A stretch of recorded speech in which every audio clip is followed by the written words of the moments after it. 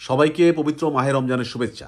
আজকে আমরা সংস্কার নিয়ে দু একটা কথা বলতে চাই, যেটা খুবই গুরুত্বপূর্ণ।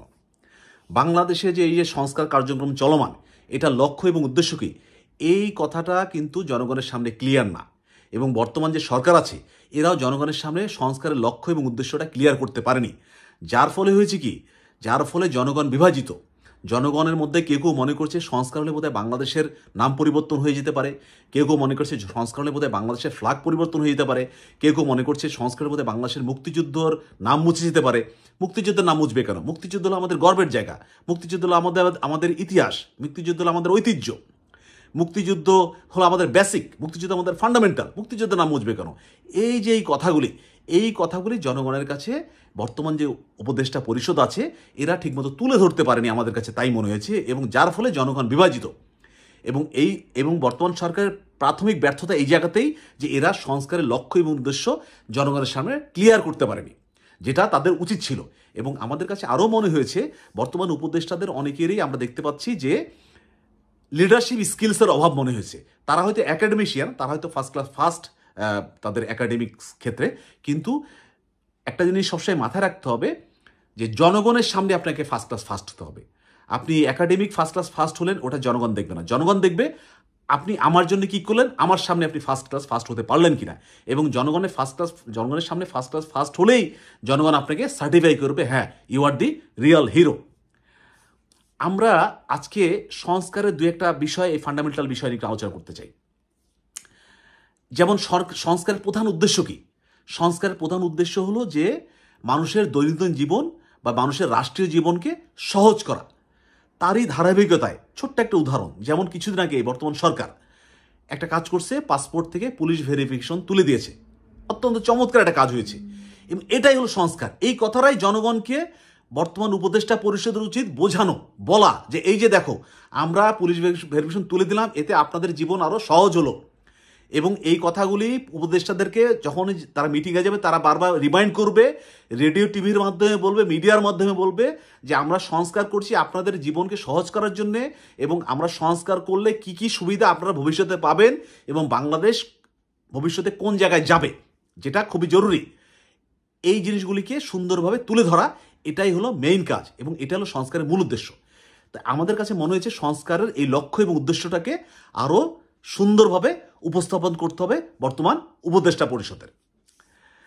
আজকে আমাদের কাছে আরও কিছু জিনিস মনে হয়েছে যে সংস্কারের কিছু কিছু বিষয় আমাদের সংস্কার হাত দেওয়া দরকার। যেমন বাংলাদেশে বর্তমান সরকার বা আগামী দিনে যে সরকার আসবে, তাদের মূল উদ্দেশ্য বা লক্ষ্য কি? মূল উদ্দেশ্য বা লক্ষ্য হলো যে উদ্যোক্তা তৈরি করা, মানে চাকরির বাজার তৈরি করা। বাংলাদেশ কিন্তু আসলে কৃষি প্রধান দেশ। বাংলাদেশি ইন্ডাস্ট্রি বলতে গার্মেন্টসে মেইন, এবং বাংলাদেশের ফরেন কারেন্সি বলতে আসে যেটা রেমিটেন্স থেকে। এখন এই গার্মেন্টসটাও আসলে ভালনারেবল, কারণ পৃথিবীতে অন্যান্য দেশগুলি, আমেরিকা, কানাডা, যারা মেইন ক্রেতা আমাদের, তারা কিন্তু, বা ইউরোপ, তারা কিন্তু আসলে অর্থনৈতিকভাবে তাদের একটা কঠিন সময়ের ভিতর যাচ্ছে। হ্যাঁ, যদিও বাংলাদেশ ভালো করতেছে কন্টিনিউ, বা এটা আসলে কদিন থাকবে, কিন্তু আমরা ভবিষ্যতের কথা চিন্তা করে আমাদের দরকার হলো আমাদের উদ্যোক্তা তৈরি করা, এবং যারা উদ্যোক্তা তৈরি হতে চায় এদেরকে আমাদের সিলেক্ট করা, বা এদেরকে আমাদের রাষ্ট্রীয়ভাবে সুবিধা দেয়া।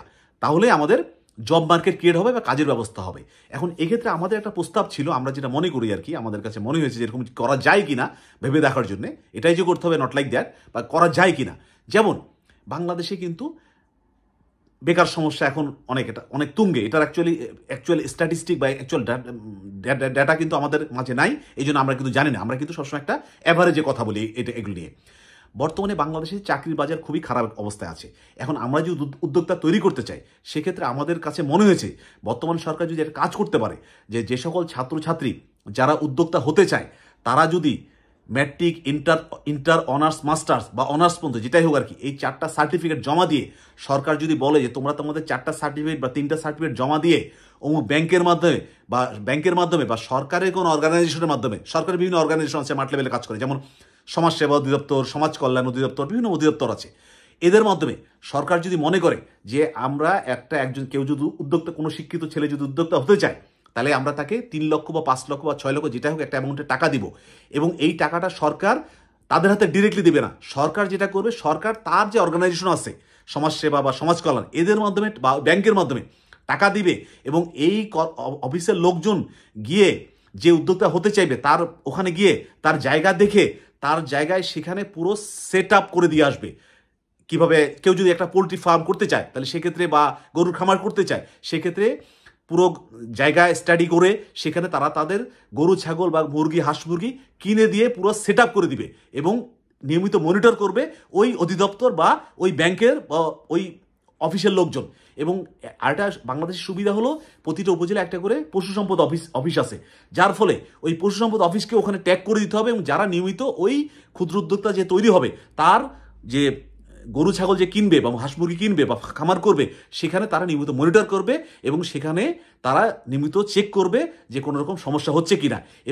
এবং অপোজিটে সরকার আরেকটা কাজ করবে, সরকার একটা কঠোর আইন করবে যে আইনের মাধ্যমে সরকার বলে দিবে যে কোনো কর্মকর্তা যদি কাজে ফাঁকি দেয় বা টাকা পয়সার ঘুষ লেনদেন করে বা টাকা পয়সা মেরে খায়, এরকম যদি কেউ কোনো ধরা পড়ে সঙ্গে সঙ্গে তার চাকরি চলে যাবে বা সে জেলে চলে যাবে, এরকম একটা শক্তিশালী আইন করে দেবে। যার ফলে যখন যে সকল কর্মকর্তা ওই উদ্যোক্তার ওই খামার তৈরির কাজে থাকবে তারা তখন আর কোনো উল্টাপাল্টা করবে না।